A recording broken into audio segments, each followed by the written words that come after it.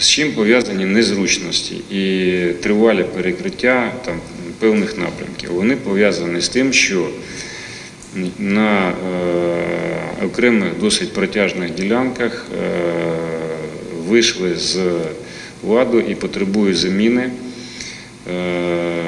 В принципі, всі мережі, такий самий стан мереж і теплових, які є, але по тепловій генерації у нас є орендарі і ми не можемо це робити.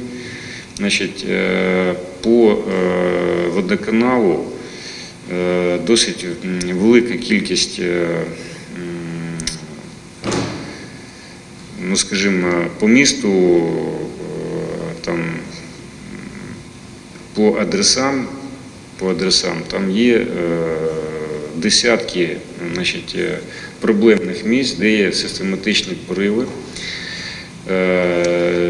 Це надзвичайно клопітка робота, заміна цих мереж водоканалу. Крім того, є специфіка в тому, що оскільки це глибинні роботи, декілька метрів є заглиблення, то є певна специфіка і технологія, що не можна закидати це все за день і за день заасфальтувати. Просто по технології це так не робиться. Там є певний алгоритм дій,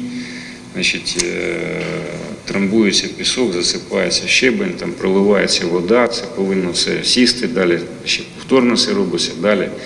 В зв'язку з чим ми радилися багато разів з цього питання, вулиця Полуботка ми не будемо закривати верхнім шаром асфальту.